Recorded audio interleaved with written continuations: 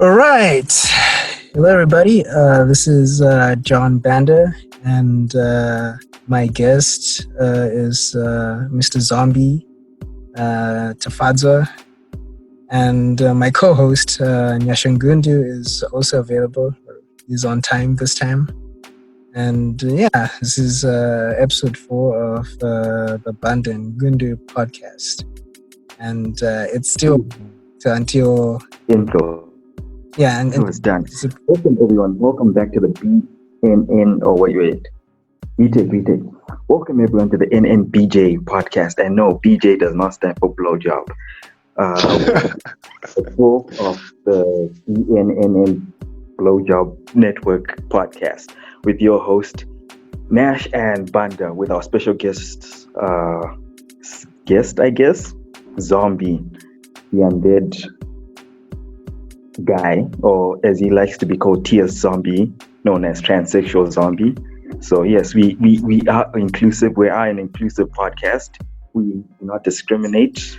Yes, and enjoy. Yeah, cool. So over to you, Zombie. So tell us more about yourself. Who you are. Let the audience know who is Zombie. All right, thanks for having me, guys. So basically, I'm a mangaka, right? For those who don't know what a mangaka is I'm a comic artist, right? So I write and draw horror comics, thriller, crime. Yeah, I can draw almost everything. I can write almost everything, but tragedy is my poison. So but I'm a really nice guy underneath all that. Okay, I know a lot of serial killers say that before they butcher the shit out of their victim, But yeah, cool. Well, you can't completely trust me, can you? Yeah. See, you're saying it already, so you have to be careful. So what got you to drawing horror comics and violent shit? Because I've checked out some of your material. Like, it kind of reminds me, like, I don't know if you've read Todd McFarlane's first issues of Spawn. I think it was issue number 5. One of the pedophile guy who abduct kids, like using his acid truck, and then kidnap the EDC.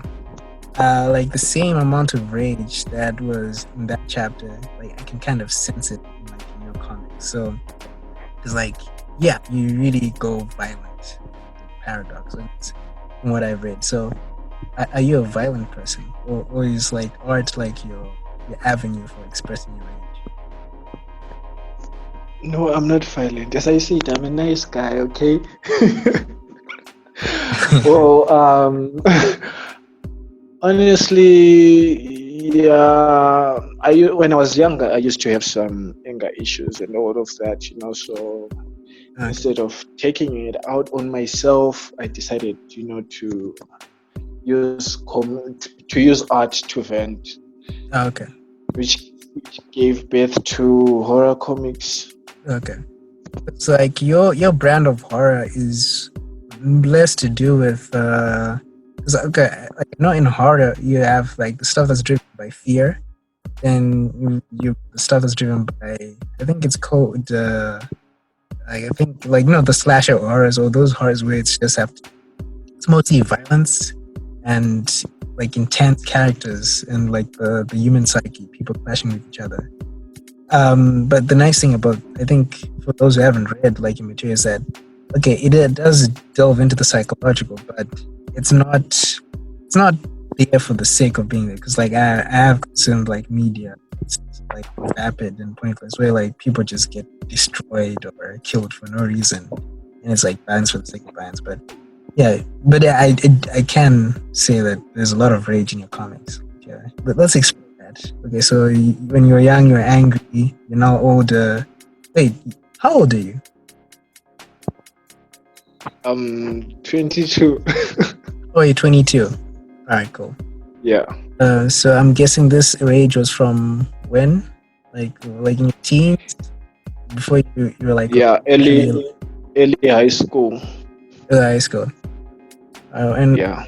And what do you think caused that rage to arise? Sexual If you frustration. wanna get personal.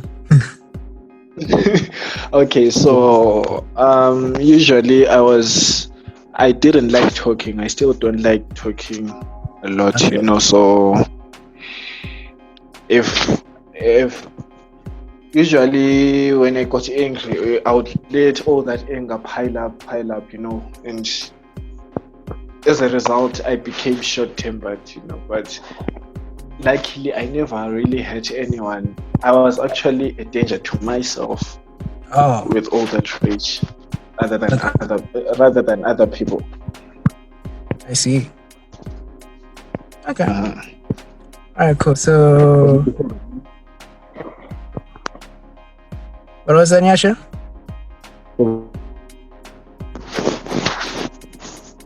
Okay, it's breaking up a bit. Anyways, so now I have an idea of what caused like your rage. So let's now get into like the comics now. So when did you, I guess, start drawing, or at least because I know that you now make a living through your art, right? Like you're an artist and also you do commissions. yeah. Okay, so when did you start, I think, drawing seriously or taking this stuff seriously? I actually started taking it seriously early in high school. Yeah. At first, right after primary school, I used to just do fan fiction and stuff. Okay. But in my early years of high school, I started creating. Then after that, I found out that I can actually make a career out of this. So immediately after high school, I was like, no varsity for me. I'm doing this shit straight up. That's a bold choice to make at a young age. Let me ask. Okay, well, first of all, what made you? Okay, so was this just like a leap of faith, or you only believe that you would actually make a living through your art? Because I know that manga, especially in Japan, like, well, we don't live in Japan, but I know that like, you know, if you're very talented, like you have like success stories where a young artist would draw something. I know that the creator of One Piece, Eiichiro Oda, submitted a one shot back in the day when he was 17 years old, and well, of course he didn't start serializing, but he became like an assistant to some, you know the usual. You become an assistant, you learn the trade. Yeah. You work on your own comic, then you can stop leeching off your senpai. And you can become your own man. You make your own shit instead of being that assistant who probably doesn't get credited for most of the work that we gloss over. Because we both know, I know you do most of your art by yourself, but most of those manga artists, even though they are skilled, like, you never know. Some of the best art that you're liking is actually a byproduct of their assistants. So, Yeah, I've seen a lot of them. Yeah.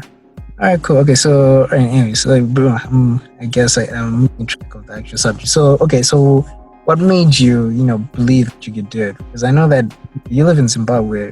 You're from Bulawayo, right? If I'm not mistaken. Yes. Okay. Is your family like? Are they into art or are they conservative? Because usually, some people be like, "What, you wanna draw comics, not go to university?" What's up with that? Okay, so first of all, it wasn't really a leap of faith. I wasted a lot of my A-level time doing extensive research. So I did a lot of research to be sure that I can actually break into the industry, right? So yeah, and I used that.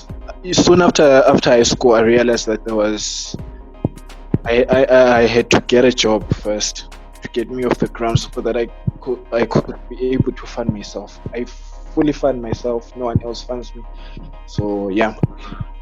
Cool. So what job did you get? I was a cook at a restaurant Oh, that so I can't name, of course. Oh, okay. Did you? Okay. Well, you don't have to name it, but did you enjoy being a cook, or it was a terrible experience? Okay. I actually love cooking, so you're an I artist and enjoyed a the chef. job. Yeah. Yeah. Ah, So yeah, I did enjoy the job, but it was mentally draining because of all the politics and stuff. But I realized that I had to rough it out if I wanted, to build a foundation for my career. All right, cool. That's interesting. And when you started doing that? I was 19. Oh, this is 18, 19. These are big steps for a young man, because I know a lot of people would be your age would be not as driven or determined, but mostly fumble. And when they're in their like mid-20s, that's when they start to take their shit seriously. Well, some take their shit seriously way earlier. So I guess you're like one of the exceptions. Well, the real reason why I had to go that hard was because, I realized that I wasted a lot of time going to A level. Okay. And as a result, I spent most of my A level time drawing comics, and as a result, I failed my A level. Oh, okay. Yeah, I actually wanted to drop out. Okay. After my lower sixth. Okay, but I guess family was like, no. Yeah, they were like, you can do whatever you want to do after this, but the only condition that you're doing this is you're going to see this for yourself. You're going to fund yourself. We are out, Yeah. I had that pressure. The pressure now was that I had to prove to them that I can make it happen, and after I proved it to them, they actually started supporting me. Yeah, that's great, man. You managed to make it happen. One thing I've learned, or at least maybe because now I'm older, a secret that most people don't tell you is that if you deviate from a path that your family doesn't approve, if you manage to make it work, they will, eventually come to it's all about results at the end of the day. Yeah, true that. Yeah, so that's good, man. That's so okay. So let's like get back to the perspective. Okay, so you're cooking. You're using fun, but you sustain yourself as you try to get your comics off the ground, right? Yeah. Cool. So when did you?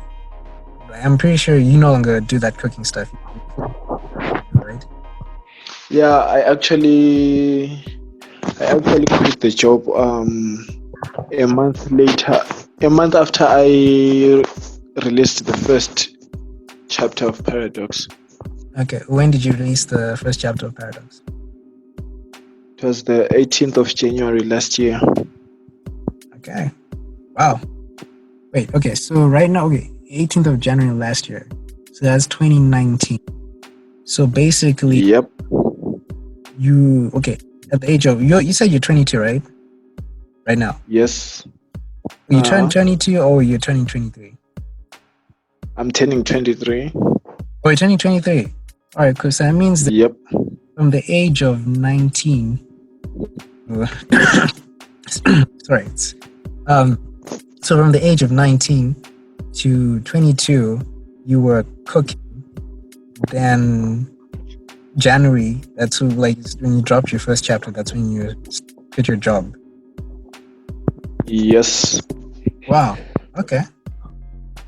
So that's like three years, if I'm not mistaken. 3 years. It was 2 years because I started the job in 2017. Oh, okay. Yeah. I was turning 20 in that year. So yeah. All right, cool, man. That's awesome. That's awesome.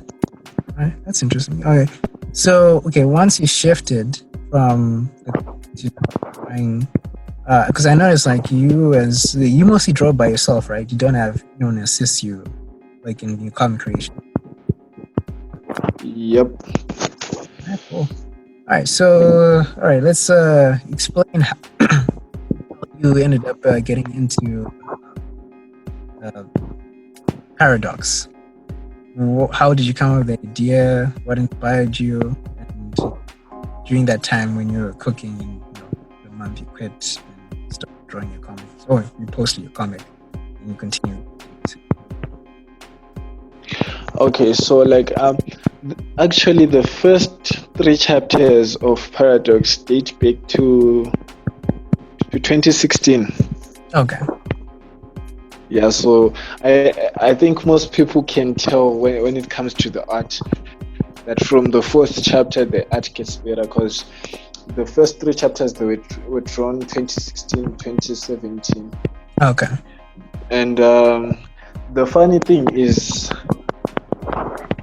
some of the characters in Paradox come from a manga that I created when I was in Form 3. Right, Okay. It was a ninja manga. It was inspired by Naruto, Oh yeah. all of that. Yeah.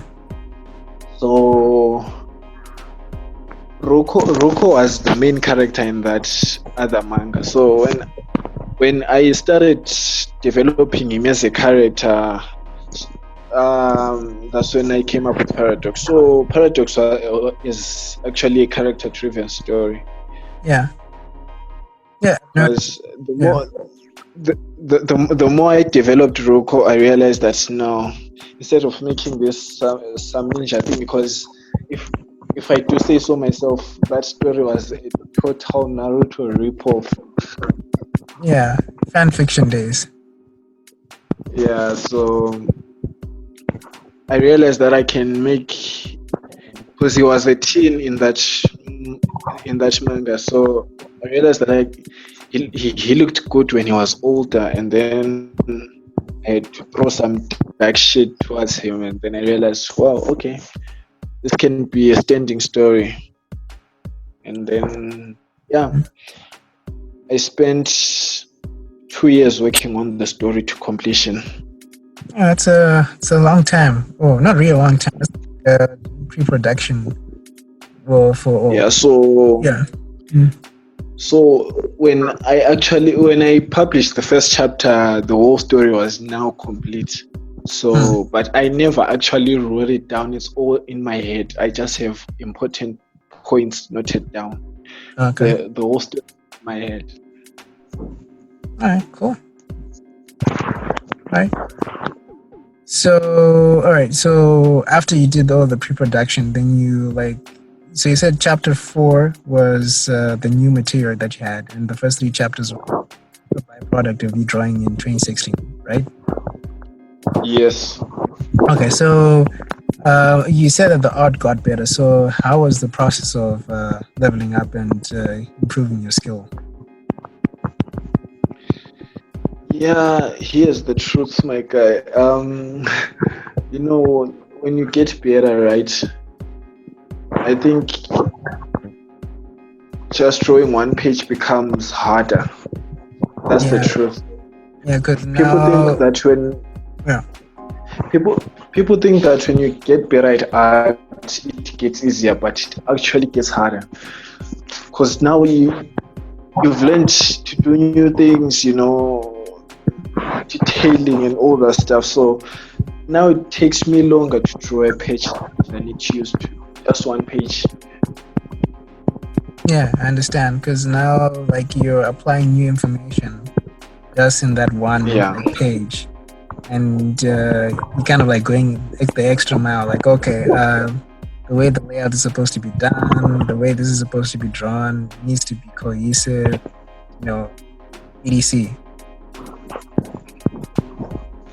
etc. Yeah.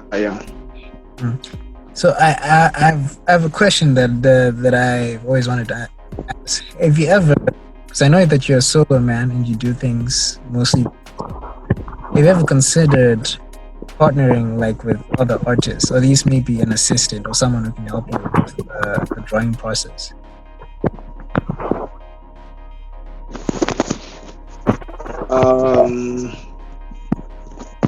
Okay. I actually, from now on, for the next projects that I'll be working on, I actually have.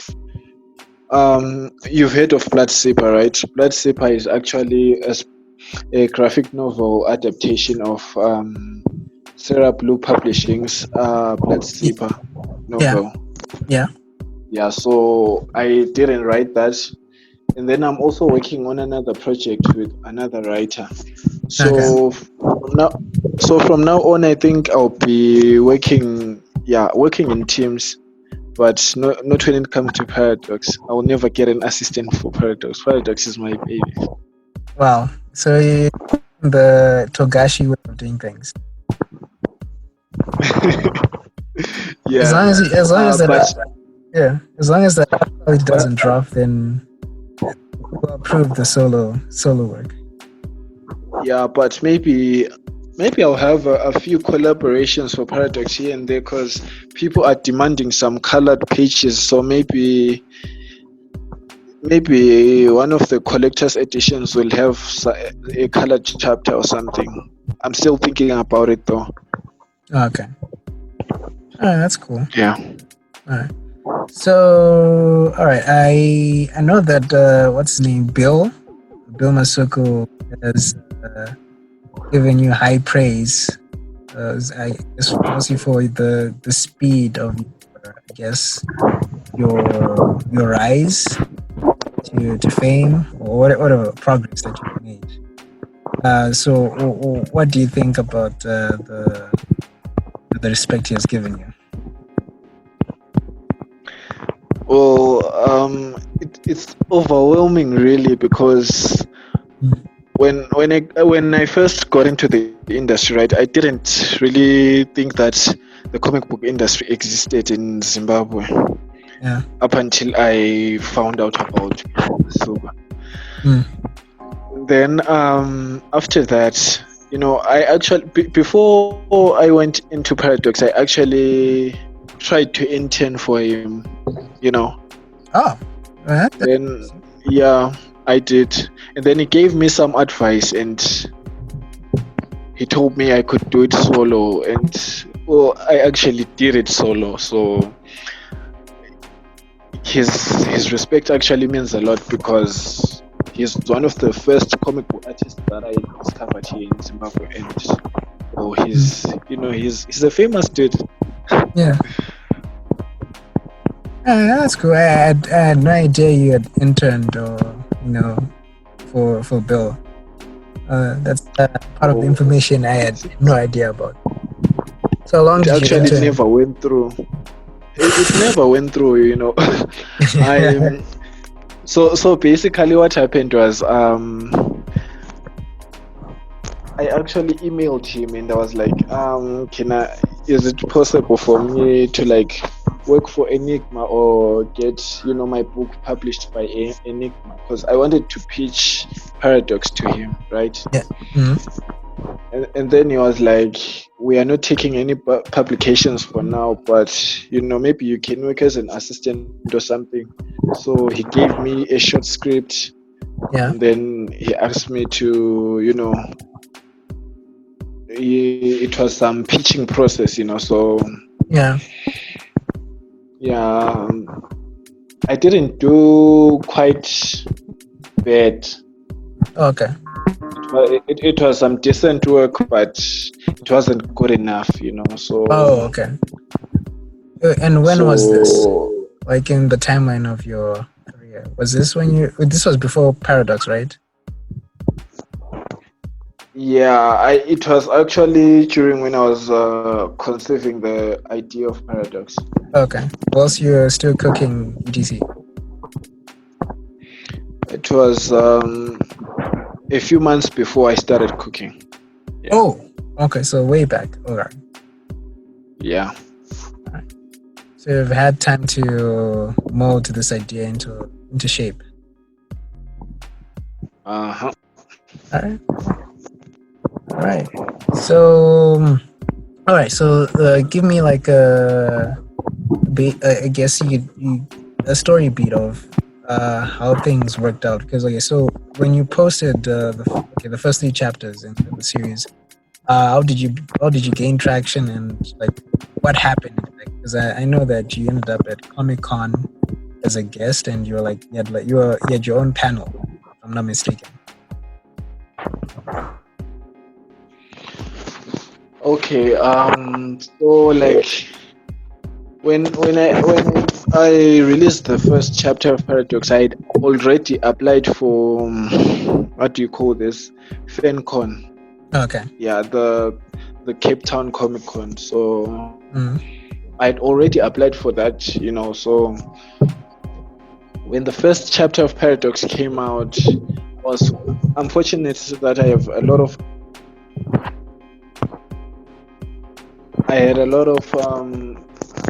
of friends overseas, right? So Yeah. I managed to get a lot of fans from Canada. I managed to get a lot of fans from the UK. Mm. Then a lot of fans in South Africa, Nigeria. Yeah. So soon after that, since Paradox was going so well, FanCon gave me a panel for a book launch, which happened in April. Yeah. Right. So that was one down on publicity. And then I got the honor to be in another panel with Bill, Tinote, and the Afro Tokyo guys. And the Ngundus. It was Nyasha. Yeah, it was actually Nyasha, so he was there. Yeah. Nyasha's So been quiet I was like, during this. wow. Nyasha, you still there, so man? I was like, hey, go on. Sorry. Yeah, continue. Okay, so it was actually a thrill for me because this was only 4 months into my career, just 4 months, and I was already on stage with Zimbabwe's greatest talents. Chinodiwa is one of the founding fathers of the comic book industry in Zimbabwe. Yeah. And Afro Tokyo, Afro Tokyo is king. So yeah, and Bill Masugi is a very well-known comic book artist. So it was actually an honor. I want to ask you guys one question. Yeah, sure. Ask. Hello? Yeah, we can hear you, man. Just ask the question. Sorry. I thought I was breaking up. I was like, how come when people mention Zimbabwean comics, they forget the all-time greats like the Bali who made Farai or the Nugget Man guy? Like, those were the comics of our time. I don't know who the heck that is. But T.S Zombie is a Gen Z, right? Gen Z, aren't we all Gen Zs? Yeah, I guess I guess we are. Wait, Zombie, you're wait. Okay, you're born in the 90s, right? Yep. Okay, I think Gen Zs have to be like 2000 and above, right? Gen Zs are 2000s. Yeah. Every generation doesn't want to be called Gen Zs. Don't worry, we're gonna be old fossils, and they're gonna be cool. Then their children are gonna, grow up, and they'll be old. Then they'll think they're whack. So it's a cycle. Okay, so wait, we kind of interrupted Zombie here, who was Alright, so yeah. So yeah, it was the FanCon was actually a major boost for me in my career. So soon after that, I knew I had established a fan base in Cape Town, right? Yeah. And South Africa as a whole, but I wasn't really there yet. Okay. So after that, I kept on working on Paradox, and it actually gained a lot of traction. And then, so Paradox is your flagship title.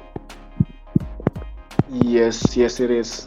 But Okay. the way I see it, right, I think Blood Slipper, because Blood Slipper is already has a fan base and it's from a publisher, it's going to do far much better than Paradox. That's my Oh, opinion. okay. It's going to open a gateway for people to come for Paradox and more of my work, I hope. Okay. Hopefully, like, Okay, so yeah.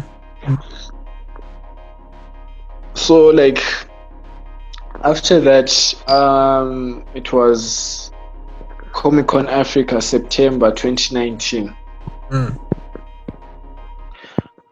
Comic Con Africa was also great. I actually shared a table with Andrew Yeah. Mandaza. Yeah. Yeah. Mr. Fine Artist. Skilled fine artist. I shared a table with him. He's an amazing guy and a great artist. Yeah. And then Bill was there again. Afro Tokyo was there again. Yeah. I actually had another panel with those guys again. Yeah. And Ziad Manga, a South African mangaka. Yeah. So it was a panel on Afro manga, and then at that moment I was like, whoa. Yeah. It's not been a year, but I'm already being seen as a pioneer of Afro manga. Yeah. So yeah, it was a great experience. And then I used a lot of that time to network. That's when I got the Blood Slipper deal. I met Sarah Blue Publishing in at Comic Con Africa. I actually photobombed Bill's picture. And then immediately after that, he introduced me to Kilan Herieti. She is the founder of Sarah Blue. Yeah. So yeah, ever since then, it's been going quite well, except for the fact that Webtoons took down Paradox. Oh yeah, I guess it's so like the man beating the shit out of that dog. It's like, holy shit, holy shit. You can't approve this. Actually, they did give me an option, but no. They actually said I could remove some of the gory scenes because I tried blurring them, and then they were like, blurring is not enough, so I have to remove some of the unnecessary gory scenes. And then I was like, there is no unnecessary scene in Paradox, so if you can't host my comic, then I might as well take it elsewhere. Then you took it to Tapastic. Yeah, but it's only a matter of time until they also realize that it's too much. Have you considered hosting on your website? Yeah, actually at the moment I'm working on a website with this other web designer that I met at Comic Con Africa. He was like, he wants to design my website for free, so... Oh yeah, bro. Get that free labor, man. Cheap labor, man. Well, hopefully it's not going to be shoddy, because you don't understand. I'll do it for you, man. Don't expect me to do it the way I would do it if you paid me. So what? You want premium for free? Are you sure? So hopefully it does a good job. Cause like I just have to pay for maybe the hosting and stuff. Yeah. That's all I have to pay for. So yeah. Because I know that the problem with having your content on other people's platforms is that unless if it's Twitter, I know Twitter is a twisted beast. Because you could have the most fucked up pornography there, but if you comment on political issues, someone like Twitter will block you. But if you post a selfie of you like literally jacking off, like that will stay. It's a weird world to live in. Yeah, also Twitter. I think I'll be quitting Twitter soon. I'm just there for the jokes and the drama. Otherwise, You I know, don't use Twitter that much. there is a chilled section of Twitter. Like if you make an effort, because like you don't actually have to always follow the drama. Because if for me, it's mostly what I follow is mostly film guys, concept artists, a couple of artists. For the culture. Yeah, for me it's mostly comics, but the world we live in nowadays is full of drama. Everyone wants to be offended by something, so ish. Yeah. On Twitter you can die for being right. Yeah. Or maybe you're not right. Yeah. Alright, cool. I get you. So would you say that okay, so based on what you've told me, it seemed like most of your audience, because you were posting Paradox on Webtoons, right? Yes. So most of your audience was from Canada and from South Africa. So how did you, I don't know, like apart from, wait, did you make it clear that you're from Zimbabwe or you're from Africa? Is that how you managed to get people who are like regionally close to where you live to notice your content? Because if you have South Africans liking your material, then I don't know, I feel like maybe you're resonating with that particular audience. Okay, so honestly, most people who had never met me, because I never really posted pictures of myself on Instagram up until like Comic-Con and FanCon. So most people didn't really know that I was black. They didn't know I was this young. And they didn't know that I was from Zimbabwe. Okay. So they just judged your basis that your work was good or not? Yeah. Oh, okay. And most of the South Africans actually thought I was a local, right?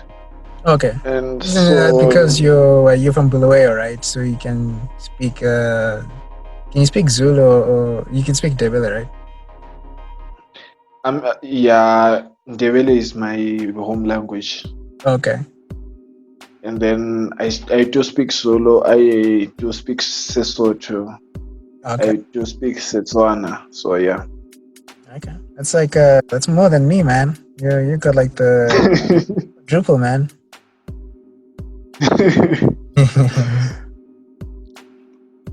All right, cool. So they thought that you were from from South Africa, etc. And yeah. Once they found out that you are Zombie from from Zimbabwe, Bulawayo, did the reaction, did the perception change, or they didn't care? They just still like your work? Because I know sometimes when people discover that, this person, like this, since I think I was following this called Mache Kusiara. I because of his art, I thought he was Japanese. Then I realized he's a guy from Poland. I was like, I don't know. Still good. Okay. Okay. So from most people, right? Their perception really didn't change, but there are a few examples. For example, there are some guys in Zambia who were introduced to my comic by some of my fans. Yeah. And then they read it and enjoyed it, actually, right? But the moment they discovered that it was actually by a Zimbabwean guy, their perception changed, and then they're like, hell no, this is too twisted, I don't know. I think it's because of that conservative nature of Africans, right? Oh yeah, so when they realize that a black person is doing something this extreme, they're like, no, my brother, did we not get raised in the same household? Of course not. Exactly. Of course not, nigga. What's wrong with you? Why would you assume that we're raised the same way? It's as if like, all African parents are the same. It's not true. It's not actually true. Yeah, it's not really true. Yeah. So yeah, but for most people, the perception didn't change as such. Yeah. Cool.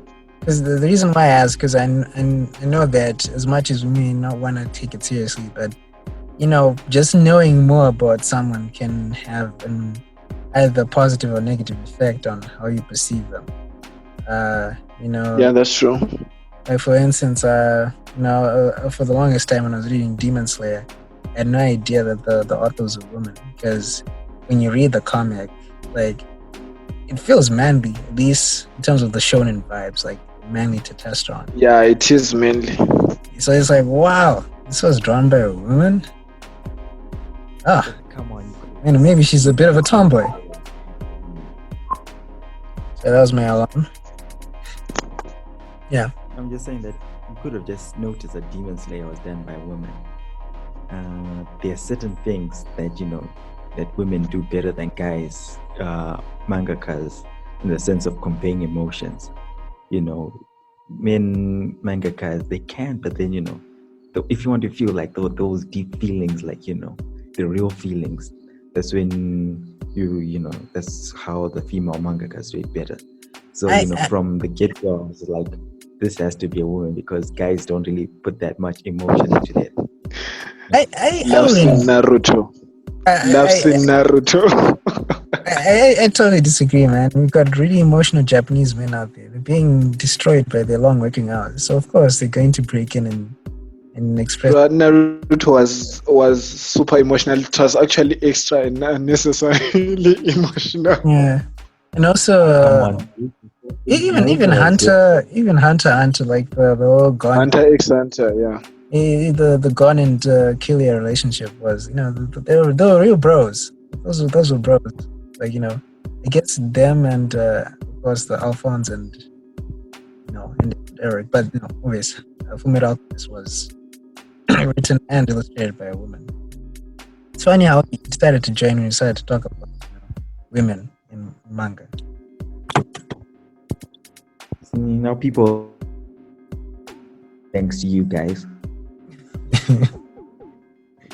Yeah. Anyway, so okay, let's get back on track, because I still have a couple more questions for Zombie. All right. So would you say that because apart from Webtoon was like one of your, because usually when you're marketing a product or a project, you have what you call, I guess, multiple avenues in which people reach you. So there was Webtoons, then there was Comic-Con. How would you say, having to meet people in person? I know we can't do that right now because of the coronavirus. Though I'm not mistaken, they're doing a virtual con, right? Yes, they are. And how is that gonna work? Are people gonna live stream? You guys do a Zoom call, some draw shit? They said they are going to give us the details as we go. So far there hasn't been any details yet. Okay. That'll be interesting, because like as much as I know being there in person is awesome, I also see this as an opportunity. For instance, there's this other con that I wanted to go to, but I didn't manage to end up going because Zim passport, sometimes things take forever for that to happen. The Lightbox, the one that's run by Bobby Chu, the founder of Schoolism and that badass concert artist. Anyway, so they're also doing like a virtual con. So it would be nice where, like, if let's say you couldn't, go there in person. I'm not sure if I have a feeling that somehow they'll try to monetize it, then you kind of have to like access the stream. I don't know, maybe it'll be for free, or I'm not sure. Is that the case with Comic-Con, like you're gonna have to pay, or it's gonna be like free streaming?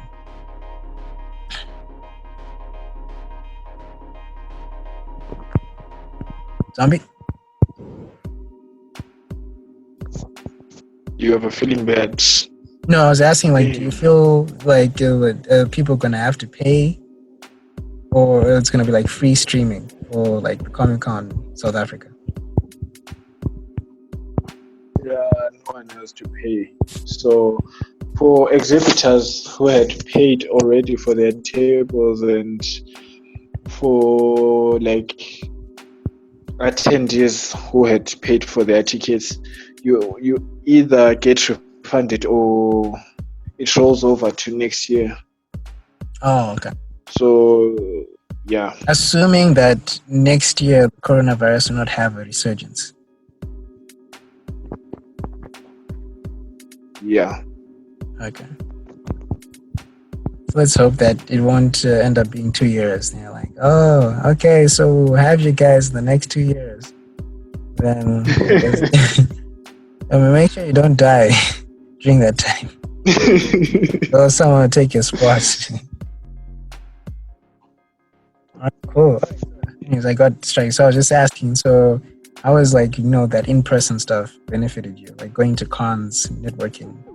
Does it boosted your career more? Do you feel like you're doing more of that? Nice, or do you think other people, like other comic artists like you, will benefit more from actually attending cons? Yeah, actually, yes. It was a huge benefit, and it boosted my career more than Webtoon. Yeah, because like I think half of my followers on Instagram were people I met at cons, and most of my clients are people I met at cons. I met a publisher at cons.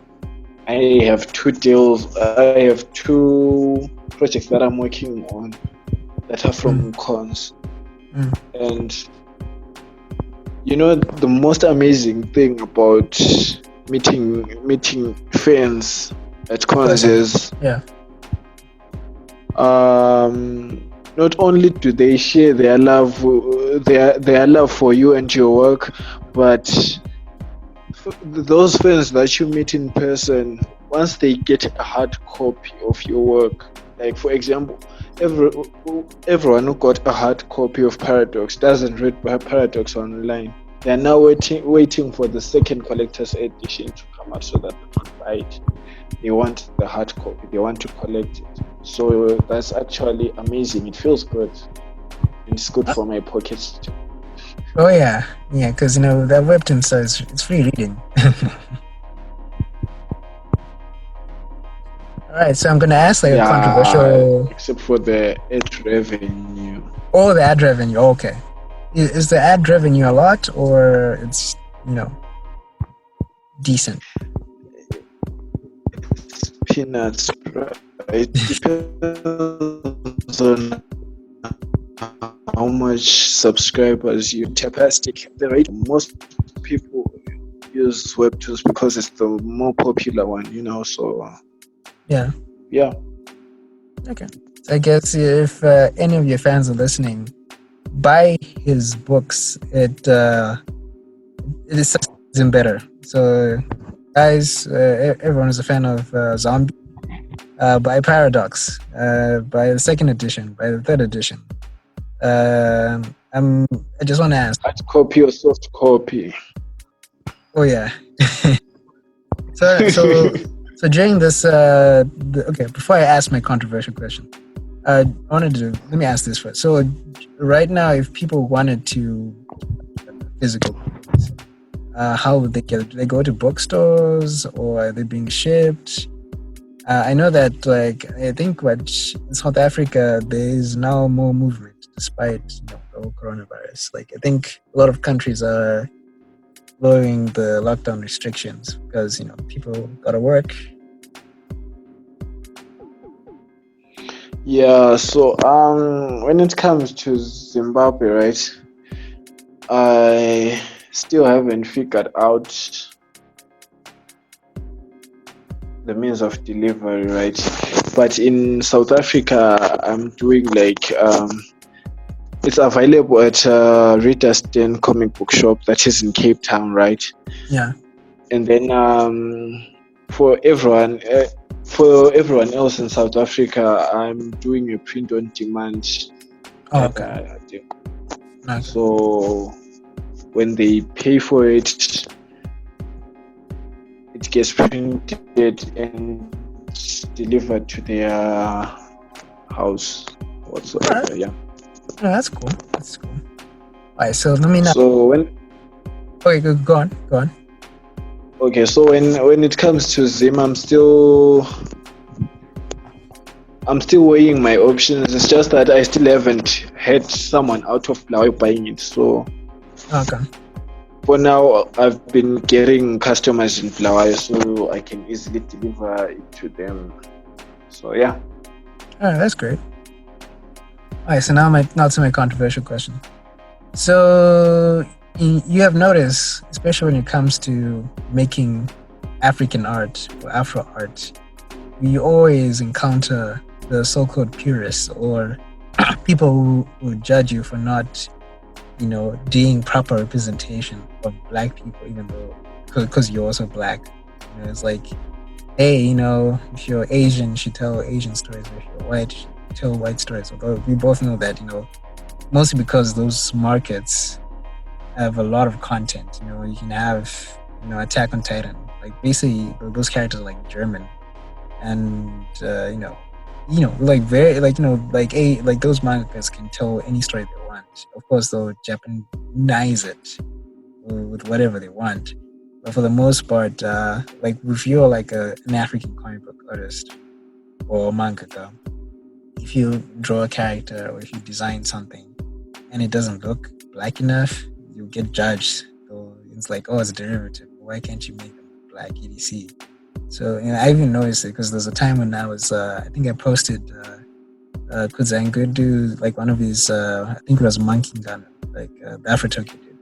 I posted it in a group, and even though yes, like the drawings were pretty good, one of the guys said like, they don't look Black, the way they're drawn, etc. I'm pretty sure the guy was commenting he had never read like a manga before, because you can still have that art style, but regardless of that, Black people, like a lot of Black people look different. Ethiopians look different from most of us in Southern Africa. Like the varieties in terms of complexion. But anyways, my main issue is that have you stumbled upon that I guess negative clash, or do you feel like it's something you should actually tackle in your art? Where I know Paradox, most of your characters are Caucasian and white, but have you experienced that where you have these white characters and you're Black, and the Black guys or African leaders are like, but wait, why are you telling a story with white people? Actually, I have a lot of times actually. I think it was ever since high school, especially the teachers would ask, why is it that you are always drawing this? Because I used to be a hardcore fan of Dragon Ball Z, so I did a fan fiction manga of Dragon Ball Z, and then people complain, why is it that you are drawing this white people? Why aren't you drawing Black people? You should draw Black people in what do you call the old clothing? In Ndebele we call them amabheju. What do you call it, John? I think it's in Mumbi or something like that. By the way, yeah, John is pretty terrible, so I'm probably big. So I think Nimbi or something like that. Nimbi. Yeah. So. Hey, Nyasha, you're the one who's actually proper Shona. Can you tell us what it is? He doesn't have his mic on. He's let me put it on. Nyasha, do you know the proper name for the old school African Is it Nembe or Nimbi? Old school African what? Like the traditional clothing that Black people would wear, like in Zimbabwe, like in Shona. What's it called? Or something like that. All right, cool. I guess I was right. It's okay. Yeah. Okay, so people used to complain that I should do some comics that are based on Zimbabwean history and all of that. And honestly, my response to that is always, yes, the history is there, the culture is there, right? But I'll be honest, none of that interests me. I do recognize where I'm from. I do recognize my roots, but I really can't tell a story based on that. It's not in me, right? And the problem with us black people is we keep complaining that these artists are not drawing black comics. They are not drawing, things that represent our culture. But you'll never find a white person saying, for example, Luke Mover, great guy, that one. Luke Mover from South Africa is a comic book artist, also a horror comic book artist. But he also has his flagship comic is actually titled Shaka, and it tells the story of Shaka Zulu, right? Mm-hmm. But he's white. White, and his story is doing great. Okay. Yeah. You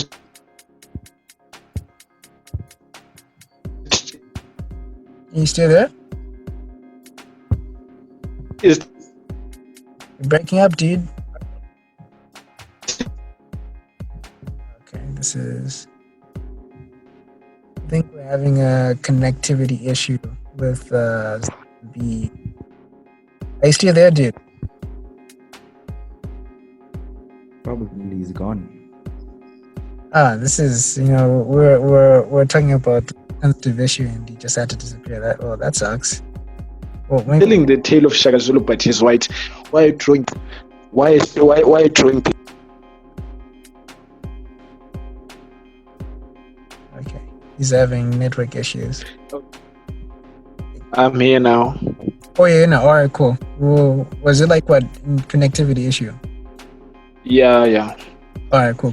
Okay, so you're saying that it was a white guy drawing a comic book about Shaka Zulu? Yes. Okay. Oh, so when they found out that it was white, no one went like, you shouldn't be drawing, South African. A lot of people are actually buying that book, and mostly white people. Okay. And there's this thing that I like about the white people in South Africa. They have a huge sense of unity.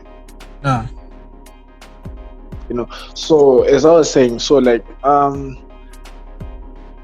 I don't know why us as Africans we try to limit each other, because I felt like if I do something that I'm not comfortable with, I'm not going to write a good story. Oh yeah. I want to write horror, and the reason why most of my characters are Caucasian, right? What I did in Paradox was I have a lot of mixed races. There are Latina people, there's black people, there's Asian people, Yeah. It's mixed races. So the reason why I did that was because I know that most horror fans are white people. Yeah. So you're making sure that you get the demographics right. Yeah, and so I want to see a white person die because I'm white. So as it is now, in Comic Con Africa, I think I only sold 4 copies to black people. The rest were bought by white people. So yeah. Yeah, and the reason was because my characters weren't black enough. So true horror fans were the ones. Who were buying. True horror fans who are black. Yeah. Were the ones who were buying Paradox. Because I remember there's this other lady who came to our table and she saw Andrew's artwork and she's like, okay. She doesn't even know what Bondox is. Andrew, this fan art poster of the Bondox. And then that lady was like, okay, my child, you can buy this. We support our own. I mean, yes, we must support each other as black people, but sometimes I think this issue of racism, we bring it about ourselves. I see. Well, in my opinion, I feel like okay, it's kind of like okay, I don't know the exact scientific term, but it's a complex where you have skilled individuals and people who probably like the audience who want to impose their will or their desires upon someone else to fulfill their objectives. For instance, you're a comic book artist and you're black, and maybe they want, someone to draw an African comic book. And they see that, oh, you're black and you draw a comic. Why don't you make something, that's related to my taste? Which I think that's mostly for African artists. I'm not sure about other races because, like, usually for other races, apart from maybe, let's say you work for, if you're like a shonen jump mangaka, apart from the pressure you'll be getting from your editors to make, work that sells, most of the time you can make whatever the fuck you want. Do whatever you want. Write a story that you can tell. Maybe it could be mainstream or niche, but usually there isn't that pressure to represent your own race. I know that pressure was there before. Like, I think especially in films, because I know Chinese, like, was it kung fu movies? A lot of, especially there was, if you watch like documentaries about kung fu movies in China, and there was also a lot of propaganda in trying to, I guess, portray that Chinese are strong. They're not just like weak yellow men. I remember that there used to be like a stigma, like the weak yellow men. Especially during like World War and stuff. But I've noticed generally people want to vicariously experience their own fantasies through other artists. So it's like if you can draw, they want you to draw something that's African because they want to see it. But then my argument, or rather, is that you can't force someone like who most probably won't do a good job telling the African story if that's not what they're into. So I guess let me play devil's advocate because like I'm kind of supporting you, but also I should probably talk about the other side. So, all right, when it now comes to African artists, right? There are those who try to do it African, but it might not be too African, maybe because like the artist hasn't done that much research on culture or customs. So for the most part, it'll feel surface, like, shallow, and there'll be, not that much depth in terms of expressing like any originality. And there's a second thing where the artist could be technically skilled, but their work is derivative. Like, yeah, he's a good manga artist, a comic book artist, but his art looks, like it's from the West, or it's copying the Japanese, despite the fact that maybe the skill level will be at the level of a Japanese artist or like a pro artist. Someone's very good, but because it looks derivative, people will complain. So I don't know. Do you think in some cases, despite the fact that yes, you telling horror stories is your strength, people would like to some extent that you should maybe try to entertain some of the queries from naysayers? Okay, I actually tried to. How do I put this? I was coming up with a short horror story, right? And I wanted to use some of Africa's myths and legends, right? Yeah. And I searched through the internet. I tried a lot of things, and honestly, I'll say this, right? With the amount of horror that I want to represent, I find that actually most cultures, like for example the Mexicans and stuff, they have pretty scary horror stories compared to some of the African urban myths and legends. Okay. So as a result, I ended up I ended up creating something derived from that one was actually completely original, but I was inspired by some Portuguese urban myths and legends and some Mexican and some Spanish stuff, and because I couldn't find what I was looking for in Africa, unfortunately. But if I can, so right now I think I'm looking into African cases, like criminal cases that can actually capture my attention, and I think South Africa has more of those. So far, yeah. Okay, I know that in Zim, most of our intense cases are, but most of these guys never get arrested because they're affiliated with powerful people. Yeah, yeah, but let's avoid this political stuff. But anyways, getting back to the issue. Okay, so you said that the local stuff didn't really appeal to you, or rather, you didn't find it as scary as the horror stories in Mexico, etc. Yeah. So it really didn't pique my interest. It wasn't inspiring enough to give me that. Give you that pumped up horror story. Yeah. It didn't have that thing, that thing. So would you say that generally African folklore, some of it is missing that punch? Or at least because I feel like most of these stories they were quite catchy when we were younger, and now we are so old and we can reason that much, and then you look at it and you're like, nah, this is something that I would tell kids as a bedtime story to scare them, not a hardcore horror fan.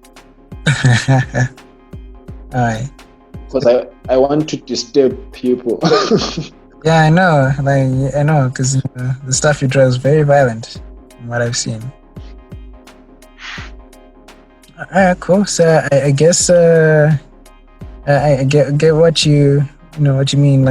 Because I believe, I was playing devil's advocate, but I genuinely believe that someone should tell something they're comfortable with, because if you try to force it, it will show in the work, and the work won't be good. Of course you have people who make derivative things, but hey, if they execute it well, it's it can be derivative, but we'll execute it so you enjoy it. Anyway, so let me wrap up the question. So I wanted to ask you, what do you think made you progress this far? What was the key thing that your older self, your younger self, did to get the success? Well, what do you think was the turning point? What was the thing? What do you think that was?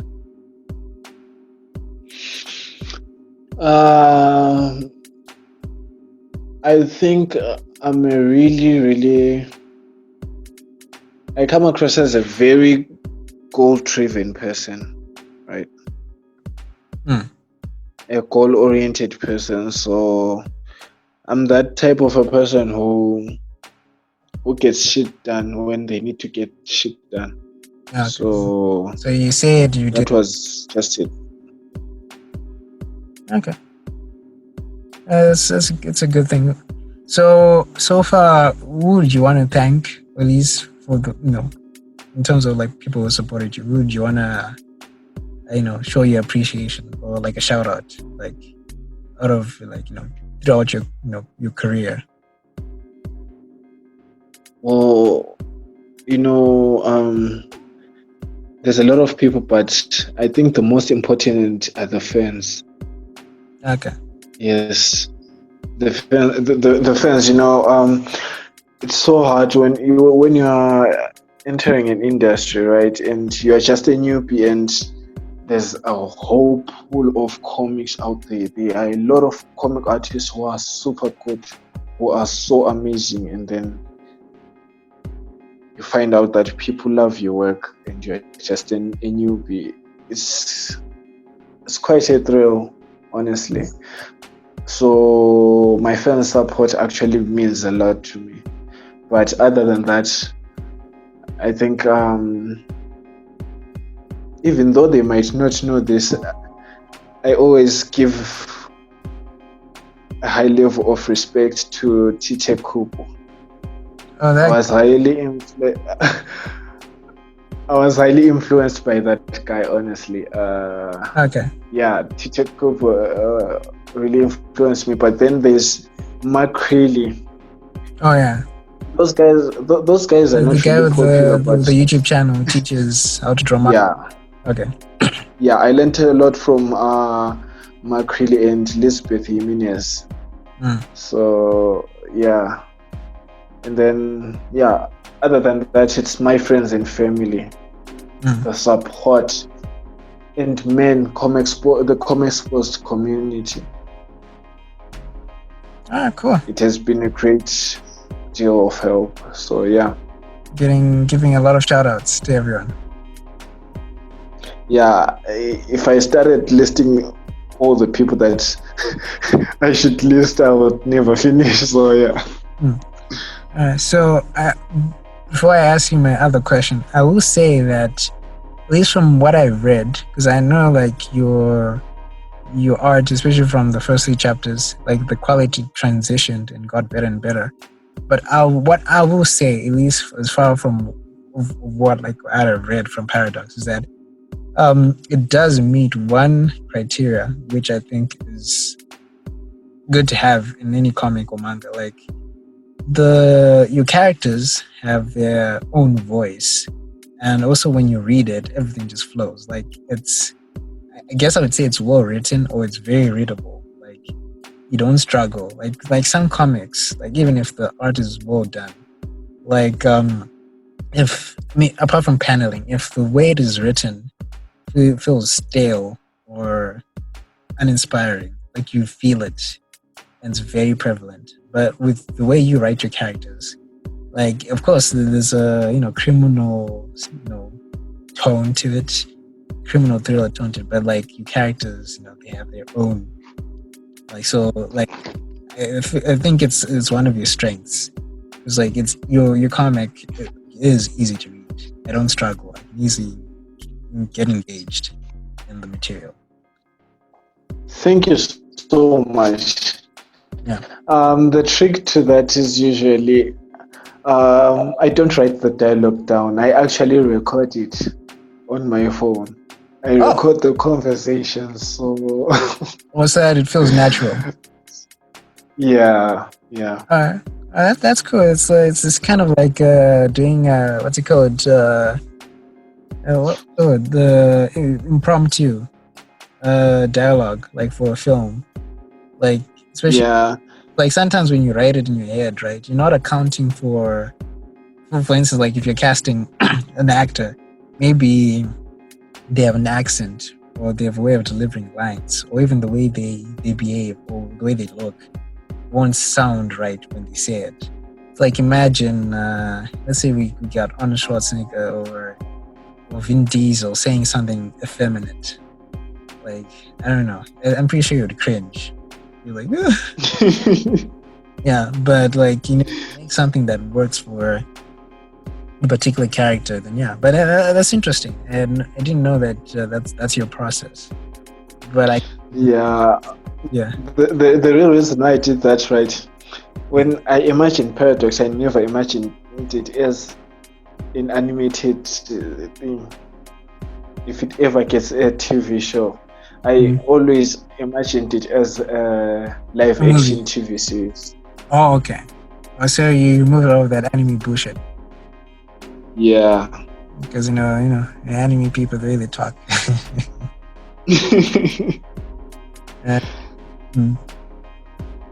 Alright, cool. That's interesting. So I guess I pointed out something, and it seems like your methodology shows. there's one thing about art, or at least from what I've noticed, even art or design. If you're putting in the work, or if you're working on a specific aspect, it will show, like in the actual end product. So yeah, keep it up. Keep. I'm pretty sure you got a long way to go. Because I know that, especially when you're younger, as you get older, as you go through instructional videos, you learn, study anatomy, like you level up, and I'm pretty sure by the time you're like, right now you're 22, right? Yeah. By the time you turn 25, 26, I'm pretty sure you'll be like a beast, and you're gonna be looking at your old work, you're like, ah, shit, I was drawing that. Wow. Yeah, I do hope so too. Yeah. So okay. So my final question is: so what do you see happening, like, for your future? What is the projection of your your future as an artist, Mr. T Zombie?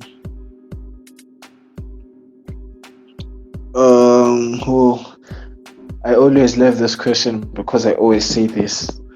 One day, some of these big studios, I'm actually hoping Netflix will knock on my door for an adaptation of any of my stories, because I'm yet to write a lot of good stories. But yeah, for now, the focus is establishing my ground in the horror comic book scene, and yeah, I want to be a pioneer in the horror genre across Africa, because I realized that there's not a lot of horror comics in Africa.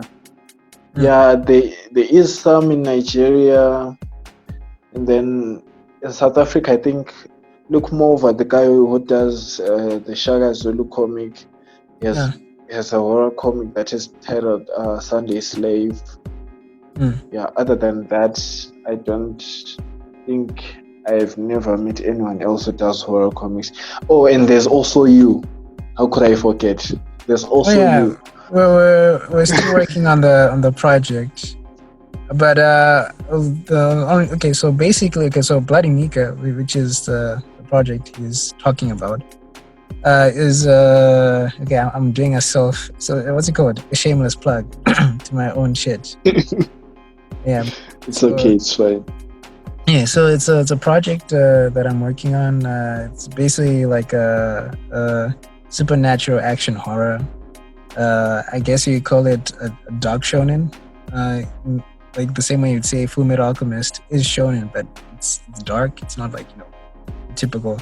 So, anyways, I won't delve too much into it because Zombie is the spotlight of this episode. But it's a project I've been working on. I'm doing like pre-production planning and stuff because I've kind of like one of those, like when you started working on something back in the day, then you after a while you learn new things and you realize the way I was doing it was wrong. You change this and that. So doing like a total overhaul, like redesigning the logo, doing like a few corrections of the character design. So basically, I'm not going to be drawing this by myself. There's a friend of mine who will be drawing the characters. This guy called Kevin Tabambi, a friend of mine from high school. He's a really good artist. I'm pretty sure once he's back from university, because he's at MSU doing his dissertation and shit. So I think on the 8th of August, that's when we officially start. We'll be done with the script and we'll be drawing it. I'll be handling prop design and background art. That's my specialty. That's the area where I excel. So I'm very good at drawing backgrounds, props, etc. And there's a lot that I learned from studying film and also doing design. So I'll be applying that. So that's like a project that I'm going to be working on. So demons, supernatural stuff. So that's Bloody Mika. I'll share that in the near future. But for now, it's just pre-production stuff. Trying to make sure it's good. At least we managed to think it through before we committed to actually drawing it. that's pretty much it. Yeah. Yeah, that's nice, man. So Yeah. yeah. So far, I think, yeah. Other than that, yeah, I think I'm also hoping to delve into other genres other than horror. Yeah. As it is right now, spoiler alert, I'm actually working on a fantasy novel, graphic novel. Yeah, I've So posted some art, right? The cover in the comics post group. yeah, that's the one. Actually, I hadn't announced it because before that the writer only commissioned for the cover and the character designs. And after she made up her mind about doing the graphic novel, so it's a collection of 3 books, right? Okay. She's a novel writer, so it's a collection of 3 books. So she wants the first one to be a graphic novel. A change. So after seeing the character designs and the cover that I did, she was like, okay, I think I'll hire you for the graphic novel. I'm going to do the graphic novel. So yeah, it's my first non-horror thingy that I'll be doing. It's good, man. It's good to diversify, your portfolio, and try out new things. You never know what could be your next, big thing. Yeah. By the way, after Paradox, I'm going to do a short graphic novel. The graphic novel was actually, the idea was actually conceived around the same time as Paradox. Okay. So this is your other baby. Yeah, this is my other baby, and actually someone wanted us to partner up. We did partner up, but the moment they started making changes that I didn't like, I was like, nah, let's forget this. Oh, okay. I mean, because that one is a post-apocalyptic comic. Oh, okay. So yeah. So then that person now wanted to make it happy. Yeah, she actually wanted. It's actually a female artist, and she actually wanted to add more unnecessary characters, because this is a dystopian future. There's less people now. Then she wanted to add a lot of characters that was going to change the narrative and destroy the whole story completely. And I was like, nah, I think I'm fine by myself. If you don't want to help me with the drawing, then nah. Because I don't want anyone touching that story. She wanted a bigger piece of the pie. It's like, I don't just want. Yes. I want to write. Was this writer, like, was she hot? Yes. Okay. Not that it matters, but it matters. It matters a lot, because if she wasn't hot, then and she was trying to change it, or maybe she wasn't hot and then you're just trying to be nice. She actually was hot, and she was actually a potential girlfriend. But after that, I was like, no. You do not eat where you shit, okay? Don't eat where you shit. Relationship. Work and pleasure do not mix. I don't know what type of hentai you've been watching, but work and pleasure do not mix. Also, I wanted to ask they do not mix. We actually forgot about the whole working together thing. We are very good friends, but we don't resonate when it comes to work. Oh, okay, I get you. I wanted to ask, how long do you intend Paradox to be? Like, how many chapters do you intend it to be? Is it like 300? One piece? Paradox is 40 chapters long. 40 chapters long? Yes. You have covered chapters so far? Huh? How many chapters have you covered so far? last night I published the 17th chapter, and I'm already done drafting the 18th chapter. I'm starting the pencils tomorrow. Okay, so technically speaking, we have 23 chapters left before it ends. Yes, 23 chapters left. Okay, so that's interesting. And, do your three fans know chapters left this? for the Do your fans? 3 chapters for they don't. They actually know that there's only 3 chapters left for this current arc. Oh, So I think they think. So basically, if your fans were listening to this, they'll get an inside scoop that you got like 23 chapters left.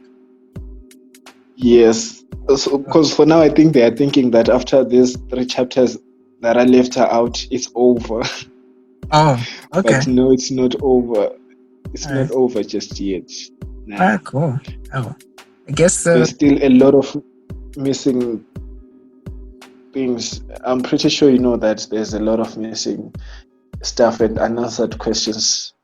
Reading the book. Like, what in the hell gave you the mind, or what possessed you to create that scene where the dog was tied behind the what kind of sicko are you? I think you should make it a meme, like that scene, because out of all the violent scenes, that's the one that I never forget. He just fucks up that dog. Yeah. Out of all the scenes, like, the first scene was, it was like an introduction to this gore. But then that dog scene, I was just like, dude, what the hell is wrong with this guy? Like, this guy knows 1,000 ways of torturing people. Oh, you're always asking about that scene. Yeah, it got to you, huh? So, actually, that scene was inspired by, what's this movie? I think it's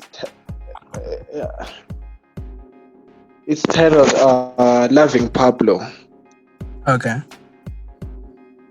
Yeah, so it's actually a torture method that they used on this guy, but it was a cartel.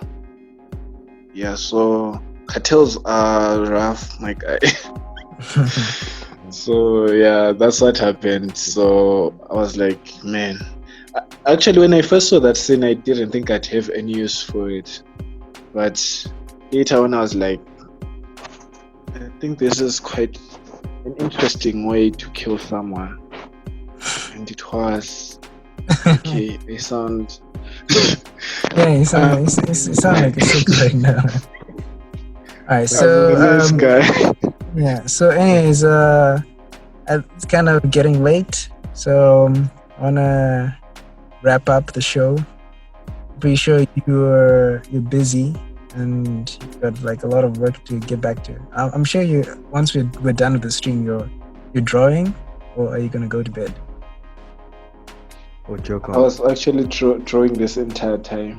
But drawing all this, so you mastered the ability to multitask. Yeah, usually when I'm penciling or inking, I usually do that while watching. So yeah. Alright, cool.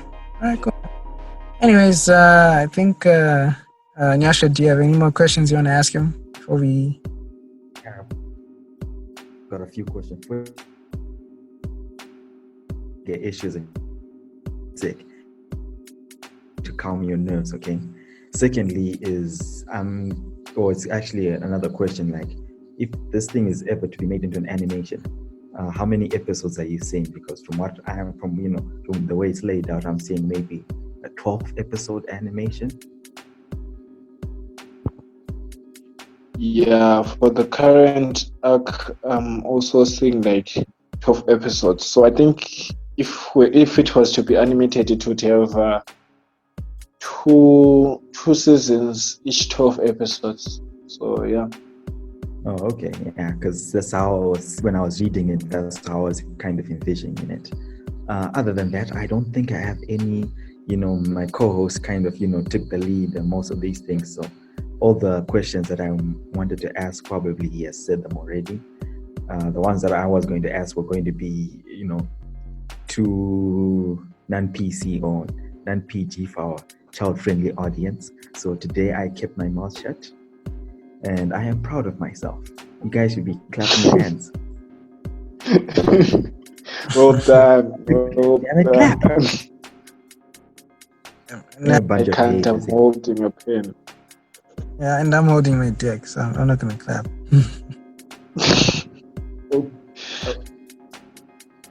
Okay.